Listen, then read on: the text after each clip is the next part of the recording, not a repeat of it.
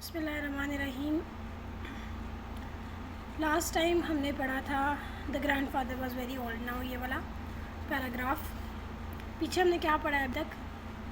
Introductory paragraph, introduction था उसके अंदर के घर में कौन कौन रहता है, ठीक है। उसके बाद उन्होंने उसके बारे में बताया कि जो उसका जो सन था, जो विलियम है, वो क्या करना पसंद करता है। वो वर्कशॉप में अपने फादर के साथ काम करना पसंद करता है, उसको देखना। और साथ साथ उसने क्या किया है, उसने टूल्स को साफ़ करना और उनकी देखभाल करना, और इसके अलावा हैमर को, चिज़ल को और सॉ को यानी आरी को चलाना उसने सीख लिया। और अब वो ग्रैंडफादर के बारे में लास्ट पैराग्राफ में बता रहा था कि ग्रैंडफादर जो थे वो बहुत ज़्यादा बूढ़े थे और दिन ब दिन बूढ़े होते जा रहे थे मज़ीद, और बहुत ज़्यादा स्ट्रॉन्ग नहीं थे।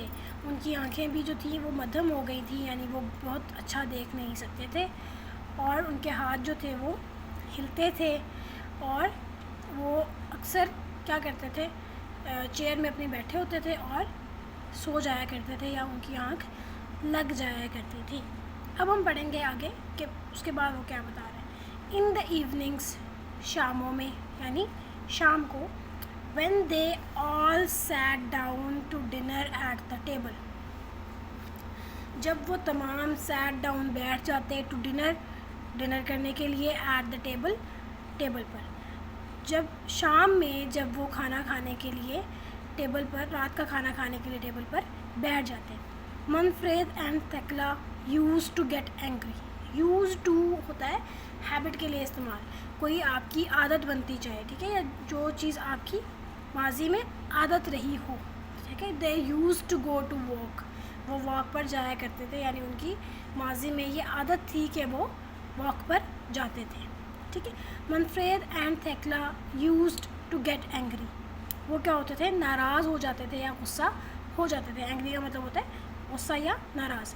विद द ओल्ड ग्रैंडफादर, किससे नाराज़ हो जाते थे? बूढ़े दादा से। अच्छा, क्यों नाराज़ हो जाते थे? आगे इसका तज़किरा कर रहा है।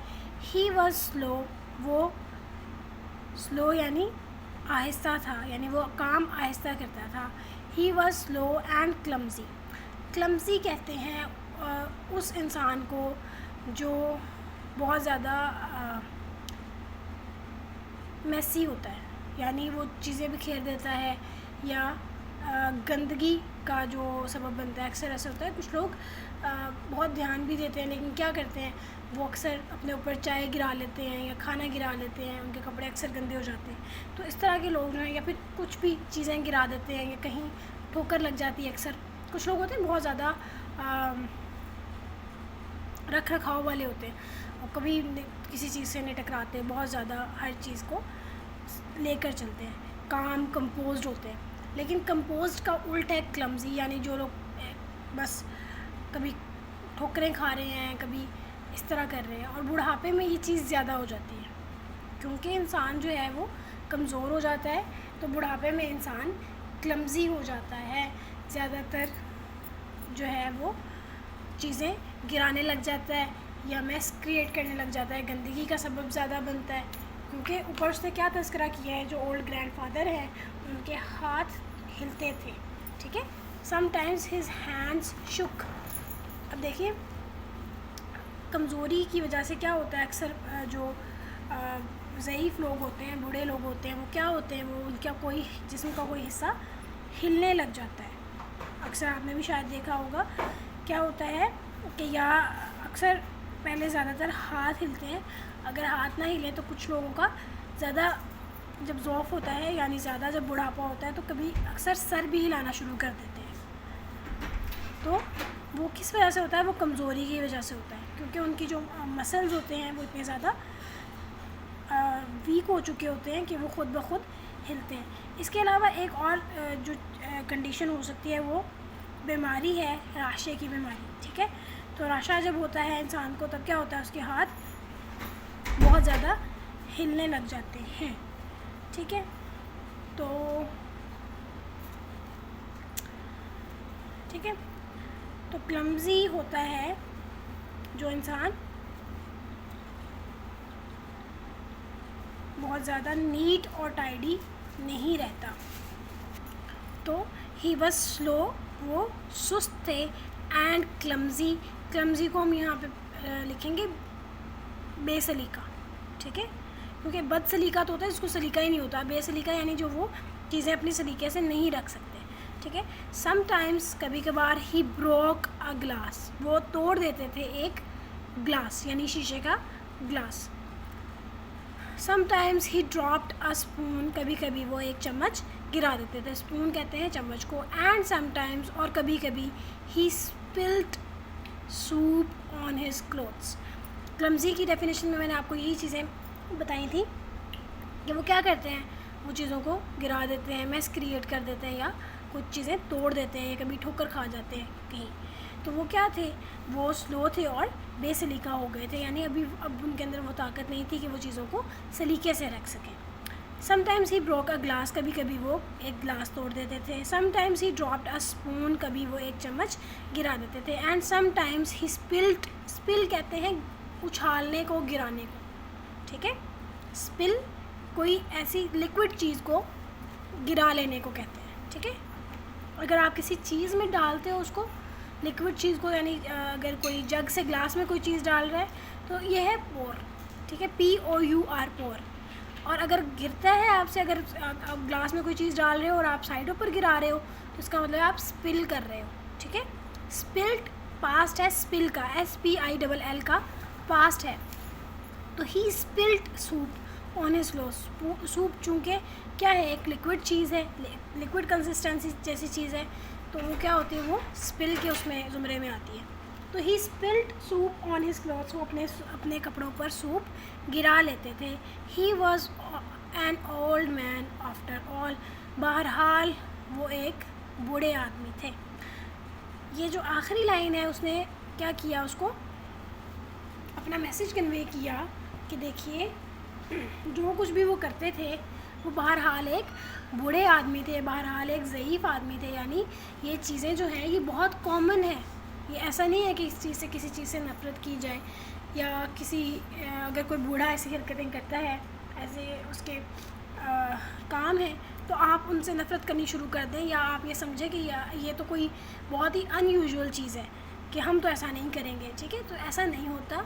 आम तौर पे क्या होता है, he was an old man after all, वो बहरहाल एक बूढ़े आदमी थे, ज़ईफ़ आदमी थे, यानी ये चीज़ें जो हैं वो कॉमन हैं। आम इस्तिलाह में अक्सर ये बात इस्तेमाल की जाती है कि जब इंसान बहुत ज़्यादा बूढ़ा हो जाता है तो वो बिल्कुल बच्चा बन जाता है। जिस तरह एक बच्चे के हाथ में इतनी ताकत नहीं होती कि वो चम्मच को प्रॉपर पकड़ सके और उससे खाना प्रॉपरली खा सके, उसी तरह बूढ़े जो लोग होते हैं उनको भी इस तरह करने में मसला होता है। लेकिन हम बच्चों के साथ क्या करते हैं, बच्चों के साथ हम बहुत अच्छा रवैया रखते हैं और हम बच्चों को बहुत प्यार से समझाते हैं, वो गिराते हैं अगर कोई चीज़ तो हम उसे साफ़ करते हैं। लेकिन बूढ़ों के साथ हम क्या करते हैं, हम कहते हैं इन्होंने सारी ज़िंदगी गुजारी है और अभी तक इनको सलीका नहीं आया। लेकिन ऐसा नहीं करना चाहिए, क्योंकि क्या है कि उसने आखिर पे यही बात कही कि he was an old man after all, वो बहरहाल एक बूढ़े आदमी थे, यानी ये जो चीज़ें ऊपर वो करते थे, कभी कभी वो उनके हाथ हिलते थे, या वो चेयर में बैठे बैठे सो जाया करते थे, या फिर वो स्लो थे, क्लमजी थे, या कभी वो शीशा तोड़ देते थे, या स्पून गिरा देते थे, या कभी जब वो अपने कपड़ों पर सूप गिरा लेते थे, तो ये उनके इख्तियार में नहीं था। यानी एक बूढ़ा आदमी, उसके इख्तियार में ये नहीं था। तो यानी वो जानबूझ के ये सब नहीं करते थे, बल्कि उनके इख्तियार में ही ये नहीं था, इसलिए उनसे मतलब कहने का मतलब ये कि उसकी बुराई नहीं कर रहा। देखिए कैरेक्टर जब भी मतलब ऑथर जो है, लिखने वाला जो है, वो अपने कैरेक्टर को बताता है तो वो अपना पॉइंट ऑफ व्यू रख रहा है आपके सामने। तो उसने बताया ये सब चीज़ें। अब हो सकता है कोई बच्चा जो पढ़ने वाला है वो ये सोचे कि ये अच्छा जो बूढ़ा दादा था वो वाकई एक मुसीबत था उनके लिए, लेकिन वो अपनी बात क्लियर कर रहा है कि वो एक आदमी, बूढ़े आदमी थे बहरहाल, यानी वो एक बूढ़ा आदमी था, इसलिए उससे ये चीज़ें हो जाती थी। वन डे, एक दिन, ड्यूरिंग द इवनिंग मील, शाम के, मील कहते हैं खाने को, शाम के खाने के दौरान the old man dropped his plate on the floor. FLOOR, floor कहते हैं फर्श को। तो बूढ़े आदमी ने अपनी जो प्लेट थी वो फर्श पर गिरा दी। क्रैश का मतलब होता है टूट जाना। बहरहाल क्रैश का मतलब होता है टकराना, ठीक है, टकराते हैं ना, क्रैश हो जाती है कोई चीज़, टकराना। इट्स स्मैश्ड, ये टूट गई इनटू 100 टाइनी पीसेस। टाइनी कहते हैं छोटे। तो ये क्या हुई, ये बुरी तरह से, स्मैश कहते हैं बुरी तरह से टूट जाना। क्रैश टकराई, इट स्मैश्ड ये बहुत बुरी तरीके से टूट गई। इनटू 100 टाइनी पीसेस बहुत छोटे छोटे सैकड़ों टुकड़ों में। 100 100 को कहते हैं, ठीक है। 100 को अब अगर मुहावरतन पढ़ेंगे तो सैकड़ों, ठीक है। तो ये सैकड़ों छोटे छोटे पीसेस में टूट गई। एंड द फूड और खाना fail all over the place, तमाम हर जगह बिखर गया, ठीक है, हर जगह गिरकर बिखर गया। तो जो खाना था वो हर जगह गिरकर बिखर गया। Thekla and Manfred began to clean up the floor. Begin शुरू किया, टू क्लीन अप साफ़ करना, द फ्लोर फर्श। एंड गॉट एंग्री और नाराज़ हो गए या गुस्सा हुए। थेक्ला और मैनफ्रेड ने फ्लोर को, फर्श को साफ़ करना शुरू किया और नाराज़ हुए या गुस्सा हुए, ठीक है। मेरा ख्याल है इतना काफ़ी है, बाकी हम नेक्स्ट पढ़ेंगे। मुझसे मीनिंग्स वाला वो मांग लिया कीजिए। कभी कभी मैं साथ लिख लेती हूँ, कभी मैं बाद में लिखती हूँ, तो मुझे आपने याद करवाना है कि टीचर मुझे इनका मीनिंग्स भेज देंगे। अच्छा बेटा, अब मैथमेटिक्स की बारी है। जब मैथमेटिक्स का तकरीबन हमारा जो पहला चैप्टर है वो कंप्लीट हो गया है। ये जो कंप्लीट, स्किप, काउंट, इंटेंस, ये बस 10-10 का फ़र्क डाल के लिखना है, ये सारी चीज़ें हम लोग इतनी ज़्यादा इम्पॉर्टेंट नहीं है, इनको नहीं करेंगे, ठीक है। अच्छा, और बाकी मेरा ख्याल है हम सारा काम कर चुके हैं इसमें से। अब जो आप अपनी खुशी से आप चाहें कि ये काम मुझे अच्छा लग रहा है, ये काम मैं करना चाहती हूँ, तो वो आप कर लो, ठीक है। काफ़ी सारा काम जो ज़रूरी था वो हम कर चुके हैं। इसके बाद बेटा एक चीज़ है एस्टिमेशन, पेज नंबर 27 पे। अच्छा, एस्टिमेशन होता है कि किसी चीज़ का तखमीना लगाना, अंदाज़ा लगाना, ठीक है। एस्टिमेट करना, अप्रोक्सीमेशन एक टर्म इस्तेमाल होती है कि अप्रोक्सीमेट यानी अंदाज़ा लगाना कि लगभग ये, ठीक है। एक तो होता है ना, एक बंदे को क्लियर बात पता होती है कि ये चीज़ इतनी ही है, यानी अगर कोई चीज़ 11 रुपए की है तो ये चीज़ भाई 11 रुपए की है। लेकिन कोई हो सकता है कि मुझे अंदाज़ा ना हो, मैं भूल जाऊँ कि ये चीज़ 11 रुपए की है, तो मैं अंदाज़न कह सकती हूँ कि यार अंदाज़न 10 रुपए की है, ठीक है। तो वो क्या है, ये जो मैंने अंदाज़न आपको कहा है कि अंदाज़न 10 रुपए की है, तो ये क्या है, मेरा एस्टिमेशन है, अंदाज़ा है, तखमीना है, ठीक है। अच्छा, इस चीज़ के लिए एक चीज़ एस्टिमेटेड जो वैल्यू है राउंड ऑफ करते हैं हम नियरेस्ट होल नंबर के पास। अच्छा, अब राउंडिंग ऑफ किसी भी तरह हो सकती है, ठीक है, राउंडिंग ऑफ कहीं भी हो सकती है। अब हम क्या करते हैं, अगर राउंड ऑफ करें नियरेस्ट 10 और नियरेस्ट 100 की तरफ, तो वो कैसे होगा, देखिए, अगर कोई नंबर, पहले राउंडिंग ऑफ टू नियरेस्ट 10 की बात कर लेते हैं। नियरेस्ट 10 यानी करीब तरीन 10। एक नंबर लाइन ले लेते हैं 0 से 10 तक। अच्छा, नियरेस्ट 10 का मतलब है 10 की जितनी भी लाइनें हैं, 10, 20, 30, 10-10 के फ़र्क से 40, 50, 60, 70, 80, 90 और 100, ठीक है, ये वाली पूरी लाइन। अब देखिए, अगर कोई चीज़ 0 है, 5 है और 10 है, ठीक है। अब अगर कोई चीज़ बल्कि 5 की तरफ थोड़ी राउंड कर रहे हैं, कोई चीज़ यहाँ है, यानी अगर इसको मिसाल को चेंज करना चाहिए, कोई चीज़ 10 और 20 के दरमियान है, ठीक है, 10 और 20 के दरमियान है, 15 यहाँ कहीं आएगा, 12 यहाँ कहीं आएगा और 18 यहाँ कहीं आएगा, ठीक है। अब मैंने अगर इसको नियरेस्ट करीब तरीन 10 की तरफ राउंड ऑफ करना है, यानी 12 को मैं क्या कह सकती हूँ, अंदाज़न 12 को 20 कहना बेहतर होगा या 12 को अंदाज़न 10 कहना बेहतर होगा? तो 12 को अंदाज़न 10 कहना बेहतर होगा, यानी करीब तरीन 10। अब देखिए 12 के करीब तरीन 10 कौन सा है? ये वाला, ठीक है। यानी 10 का जो 10 के वक्फे से जो गिनती चलती है 10, 20, 30, 40, 50 वाली, ठीक है। 12 को अंदाज़न 10 कहना बेहतर है, ठीक है। इसके इसी के साथ जो 11 भी, 12, 13 और 14 ये सारे क्या हैं? राउंड ऑफ होंगे नियरेस्ट 10 यानी 10 की ही तरफ। और जो 15 से लेकर आगे आने वाले सारे नंबर हैं वो 20 के करीब चले जाएंगे, ठीक है। वो हम उसको क्या कर देंगे? राउंड ऑफ कर देंगे 20 की तरफ, ठीक है। 15 को अंदाज़न 20 कहना बेहतर है बजाय इसके कि 15 को बेहतर बंदा 10 कहे, ठीक है। करीब देखेंगे, कैसे देखेंगे? 12 का और 20 का फ़र्क निकालो, यहाँ 8 का फ़र्क है, ठीक है। आपको नज़र यहाँ से फासले से भी नज़र आ रहा है ना कि ज़्यादा फ़र्क है। और 12 और 10 का फ़र्क आपस में कम है। इसी तरह 13 यहाँ कहीं होगा, ठीक है। तो 13 और 10 का फ़र्क आपस में कम है, और 14 और 10 का भी आपस में कम है। इसी तरह 11 का और 10 का आपस में कम है।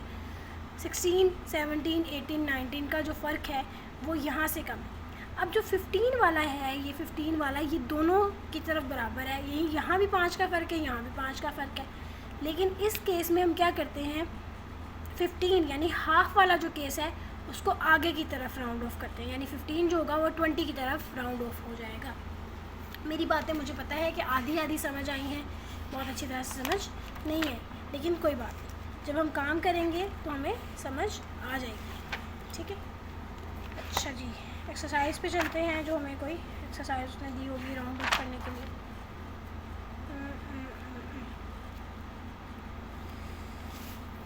Page number 32, question number 17। Okay, मेरी एक्सरसाइज तो इसकी करनी चाहिए थी, चलिए रिवीजन में करेंगे इंशाल्लाह।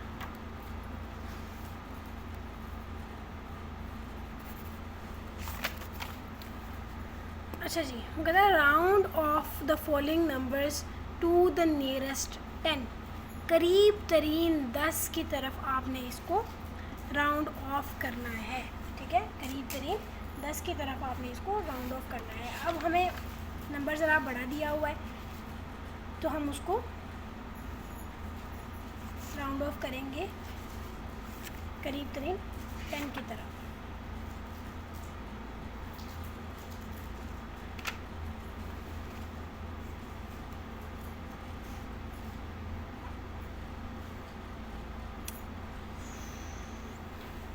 अच्छा जी, देखिए पहला आपके पास क्वेश्चन क्या है? पार्ट ए 546, ठीक है। 546, 5 को भी छोड़ दो, 46 को देखो। 46 कहाँ है? 40 और 50 के दरमियान में है, ठीक है। अब 40 के आगे जो 6 है ये 5 से अगर बड़ा है, 5 से अगर बड़ा है, देखिए जिस तरह 16 था यहाँ पे, तो ये वाला जो हिस्सा है ये 5 से बड़ा है। अगर 5 से बड़ा है तो हम नेक्स्ट वाले पे चले जाएंगे, ठीक है। तो 546 जो है ये राउंड ऑफ होकर हो जाएगा 550, ठीक है ना। ऐसे 546 होगा तो हम उसको अंदाज़न कह सकते हैं कि ये 550 है, ठीक है। अगर अंदाज़न किसी को बताना हो तो क्या कहेंगे? 546 को 550 कहना बिल्कुल मुनासिब है, ठीक है। और मिसालें देख लेते हैं, क्या होगा? फॉर एग्ज़ाम्पल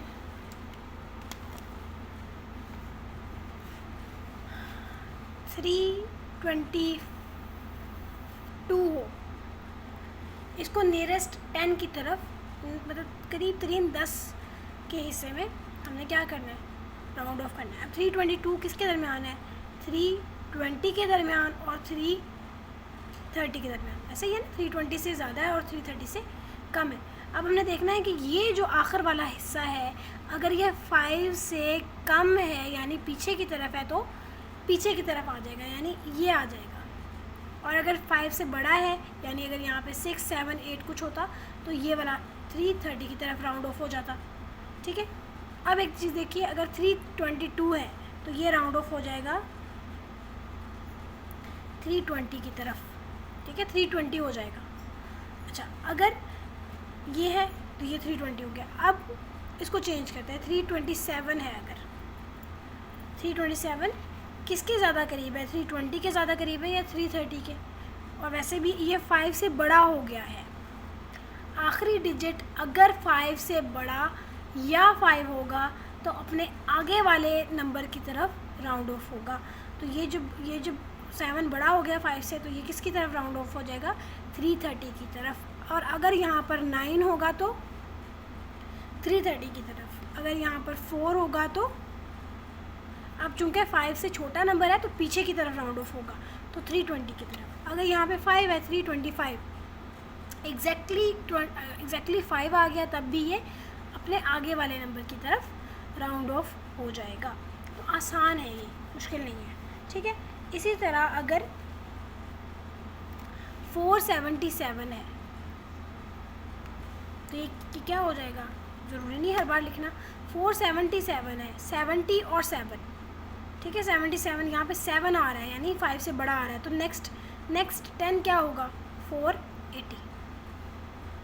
ऐसे ही है ना, अगर 10-10 की गिनती में चलते जाएं तो 450, 460, 470, 480, ठीक है। तो ये अब 470 और 480 के दरमियान है, ये 7 5 से बड़ा है, तो क्या करेंगे, 480 की तरफ राउंड ऑफ कर देंगे। इसी तरह ये जो दिए गए आपके पास हैं, इनको आपने नियरेस्ट 10 की तरफ राउंड ऑफ करना है, नियरेस्ट 10 की तरफ, यानी 10 के फ़र्क से जो चीज़ें आ रही होंगी उनको आपने मद्देनज़र रखते हुए इस तरह से आपने राउंड ऑफ करना है। ये जो क्वेश्चंस हैं छोटे से हैं, इसके नीचे ही आपने लिख देना है कि इसके नीचे किसको राउंड ऑफ करके, और ये मुझे भेजना है लाजमी। मैं चाह रही हूँ कि आपको 2 नशिस्तों में ये काम करवाऊँ, 10 वाला भी और 100 वाला अलग अलग, ताकि चीज़ें बेहतर तौर पे समझ आ जाए। हमारी एक्सरसाइज का ये आखिरी ही काम है, और फिर हम लोग इंशाल्लाह नेक्स्ट क्लास में अपना प्रॉपर जो मैथमेटिकल ऑपरेशंस हैं, एडिशन, सब्ट्रैक्शन, ये स्टार्ट करेंगे, ठीक है। ये लाजमी आपने मुझे करके सेंड करना है, और बस, ठीक है। अच्छा जी, लास्ट लेक्चर में आपको एक्सरसाइज का मैंने काम दिया था, नो योर वर्ल्ड का, वो मुझे अब तक रिसीव नहीं हुआ, वो मुझे लाजमी आपने कर देना है, बल्कि उससे भी लास्ट लेक्चर में। उसके बाद नेक्स्ट जो हमने पढ़ा था पेज नंबर 6 पे, उसमें हमने पढ़ा था मार्केट्स क्या होती हैं और होममेड गुड्स क्या होती हैं, प्रोडक्ट्स क्या होती हैं, ठीक है। तो ये चीज़ें हमने लास्ट लेक्चर में पढ़ी थी। अब हमने पढ़ना है नेक्स्ट अपना पेज नंबर 7 की रीडिंग हम लोगों ने करनी है। पोटैटोज़, आलू, ठीक है, पोटैटोज़ नहीं, पोटैटोज़, ठीक है। बहुत ज़्यादा खींच कर चीज़ों को पढ़ने की ज़रूरत नहीं। Potatoes are grown on farms, आलू जो हैं वो उगाए जाते हैं ऑन फार्म्स, खेतों में, एंड ब्रोट, और लाए जाते हैं to the wholesale market, wholesale market में। होलसेल मार्केट होता है जहाँ पर तमाम चीज़ें बल्क में पाई जाती हैं, यानी ज़्यादा क्वांटिटी में आपको मिल जाती हैं। पोटैटोज़, आलू आर ग्रोन और फार्म्स, उगाए जाते हैं खेतों में, एंड ब्रॉड, और लाए जाते हैं to the wholesale market, wholesale market में या होलसेल बाज़ार में। सम पीपल, कुछ लोग, बाय देम फ्रॉम हेयर, कुछ लोग इनको ख़रीदते हैं यहाँ से, and make the French fries that you buy, और वो लोग क्या करते हैं, कुछ लोग यहाँ से इनको ख़रीदते हैं और यहाँ से इनको किस लिए इस्तेमाल करते हैं, फ्रेंच फ्राइज़ बनाने के लिए इस्तेमाल करते हैं जो आप ख़रीदते हैं। यानी वो लोग डायरेक्टली आलू को आगे सेल नहीं करते, बल्कि क्या करते हैं, कुछ लोग इसको फ्रेंच फ्राइज़ बनाते हैं। फ्रेंच फ्राइज़ को आम ज़बान में हम चिप्स कहते हैं, ठीक है। तो फ्रेंच फ्राइज़, ये जो आलू को बारीक स्लाइसिस में काट कर फ्राई करने का करने के बाद एक प्रोडक्ट जो बनता है, इसको हम आम घर में भी बना लेते हैं और बाहर से भी लोग ख़रीद कर खाते हैं। तो क्या करते हैं लोग, इसको यहाँ से आलू ख़रीदते हैं और इसको फ्रेंच फ्राइज़ बनाने के लिए इस्तेमाल करते हैं, जो कि आप ख़रीदते हैं। इन स्प्रिंग, स्प्रिंग बेटा मौसम बहार का नाम है, ठीक है। इसके अब साथ हमारे लिए एक और काम हो गया शुरू कि हमें 4 मौसमों के नाम भी आने चाहिए, और वो कौन कौन से हैं? समर, विंटर, ऑटम और स्प्रिंग। ऑटम को फॉल भी कहा जाता है। समर क्या है? समर है मौसम गर्मा, यानी गर्मी का जो मौसम है। अच्छा, ज़रूरी नहीं है हर मुल्क में हर मौसम पाया जाए, लेकिन पाकिस्तान, अल्लाह ताला ने ब्लेस किया है पाकिस्तान को कि पाकिस्तान में चारों मौसम एग्जिस्ट करते हैं। कुछ मुल्क ऐसे हैं जिनमें साल पूरा साल सर्दी रहती है, कुछ मुल्क इस तरह के हैं जिनमें पूरा साल बारिश रहती है, ठीक है। तो हमारे पाकिस्तान में क्या है? बारिशें भी हैं, बहार भी है, ख़ज़ां भी है, और सर्दी भी है, और गर्मी भी है, ठीक है। तो समर यानी मौसम गर्मी का जो मौसम है। उसके बाद विंटर यानी सर्दी का जो मौसम है। स्प्रिंग यानी मौसम बहार, और ऑटम या फॉल यानी मौसम ख़ज़ां। ये मैं आपको लिख कर भेजूँगी, इसे खुशखती के तौर पर आपने सैटरडे को आपने करना है, ठीक है। अच्छा, इन स्प्रिंग मौसम बहार में वी नीड द लैंड, हमें जगह की, लैंड की, ज़मीन की ज़रूरत होती है। एंड स्प्रे इट, और इसे स्प्रे करने की, to keep the trees and fruit safe from harmful insects. वो कहता है मौसम सरमा में हमें ज़मीन की ज़रूरत होती है और इसे स्प्रे करने की ज़रूरत होती है। किसे स्प्रे करने की? यानी ज़मीन को स्प्रे करने की हमें ज़रूरत होती है। To keep the trees and fruit, किस चीज़ के लिए? दरख्तों और फलों को नुकसानदेह कीड़े मकोड़ों से, इंसेक्ट कहते हैं कीड़े मकोड़ों को, ठीक है। इंसेक्ट्स से बचाने के लिए हमें किसकी ज़रूरत होती है? स्प्रेज की ज़रूरत होती है, इसको स्प्रे करने की ज़रूरत होती है। इन समर मौसम गर्मा में if there is not enough rain, enough कहते हैं काफ़ी को, ठीक है, इनफ बहुत, ठीक है, काफ़ी। इन समर अगर मौसम गर्मा में if there is not enough rain, अगर वहाँ काफ़ी बारिश नहीं है, वी इरीगेट द ऑर्चर्ड्स, तो हम क्या करते हैं? बागात को इरीगेट यानी आपाशी करते हैं, यानी उनको खुद पानी लगाते हैं, उनको पानी देते हैं। दिस मीन्स, इसका मतलब है दैट के we bring water from the canals to water our apple trees, कि इसका ये मतलब है कि हम पानी जो है वो वाटर कैनाल से लेकर आते हैं, यानी नहरों से लेकर आते हैं, to water our apple trees, अपने सेब के दरख्तों को पानी देने के लिए, ठीक है। बहुत ज़्यादा अच्छा आज का लेक्चर नहीं था, सेंस थोड़ी सी ऑफ है इन दोनों पैराग्राफ्स की, लेकिन चूँकि हम सिर्फ पढ़ रहे हैं इसको रीडिंग के तौर पर, हमें इसको पढ़ना पड़ेगा। अच्छा, क्या कहता है कि जो आलू हैं वो क्या होते हैं?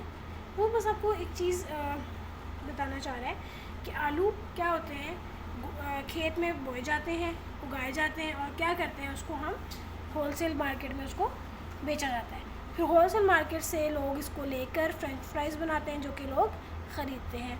आगे वो बात करते हैं मौसम बहार की क्या क्या चीज़ें हो सकती हैं जो मौसम बहार में इंसान को इश्यूज़ आ सकते हैं।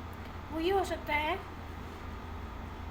कि मौसम बहार में हमें जगह की ज़रूरत होती है और हमें स्प्रे करने की ज़रूरत होती है, ताकि हम अपने दरख्तों को और अपने जो फ्रूट्स हैं उनको हार्मफुल इंसेक्ट से सेव कर सकें, ठीक है। स्प्रिंग में ज़्यादा ये मसला होता है कि कीड़े मकोड़े ज़्यादा निकल आते हैं, सुंडियाँ ज़्यादा निकल आती हैं, तो इसलिए हमें क्या करना पड़ता है? स्प्रे करना पड़ता है। समर में क्या होता है? समर में जब अगर काफ़ी बारिश नहीं होगी, इनफ बारिश नहीं होगी, उतनी बारिश नहीं होगी जितनी हमारे पौधों को पानी चाहिए, तो हमें क्या करना पड़ेगा? हमें ख़ुद से अपने पौधों को, अपने बागात को पानी देना पड़ेगा।